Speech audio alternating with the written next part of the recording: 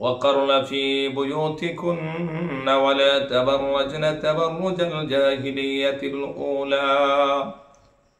আল্লাহ সুবহানাহু ওয়া তাআলা এদেরকে সম্বোধন করে বলেছেন, তোমরা নিজ গৃহে অবস্থান করবে এবং জাহিলি যুগের নারীদের মতো নিজেদেরকে তোমরা প্রদর্শন করবে না।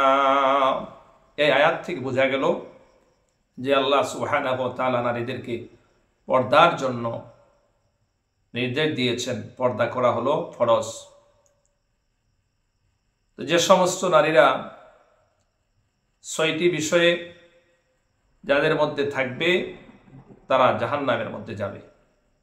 1 নাম্বার হলো যে সমস্ত মেয়েরা, যে সমস্ত নারীরা মাথা চুল খুলে বেড়ায়, মাথার চুল খুলে বেড়ায় বিভিন্ন পরপুরুষের সামনে, রাস্তাঘাটে, বাজারহাটে মাথার মধ্যে কাপড় রাখে না, তাদেরকে বলা হয়েছে তারা জাহান্নামের মধ্যে যাবে।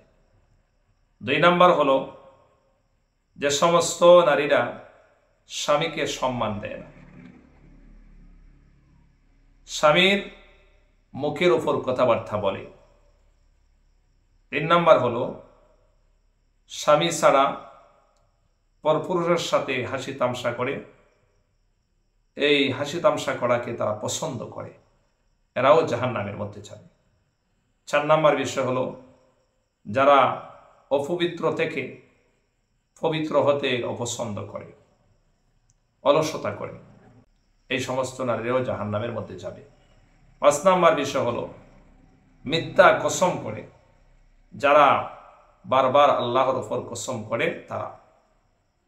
এজন্য যে কোনো বিষয় নিয়ে, সাধারণ তুচ্ছতাচ্ছিল্য বিষয় নিয়ে বিশেষ করে নারীরাই তারা বেশি আল্লাহর নামে মিথ্যা কসম খায়।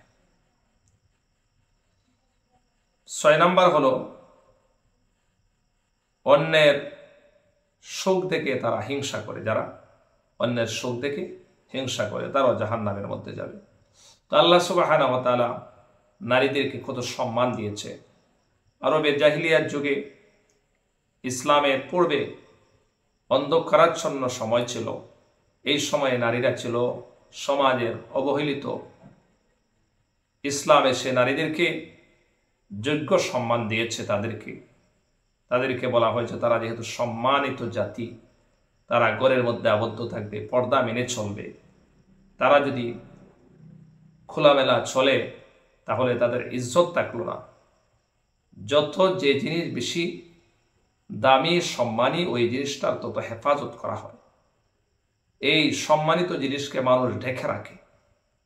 তো নারীদেরকে যেহেতু আল্লাহ সম্মান দিয়েছেন, কারণ নারীদের থেকে নবী রাসূলগণ তারা পৃথিবীতে এসেছেন। ওলি, আবদাল, গৌস, কুতুব, আলেম, হাফেজ, এই নারীদের থেকে।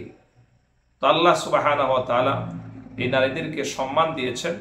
এজন্য নারীরা, মাহবোনরা তারা পর্দায় থাকবেন। যে 6টি বিষয় আলোচনা করা হলো, এই 6টি বিষয়ের উপর আমল করবেন, এর যেন ব্যতিক্রম না হয়।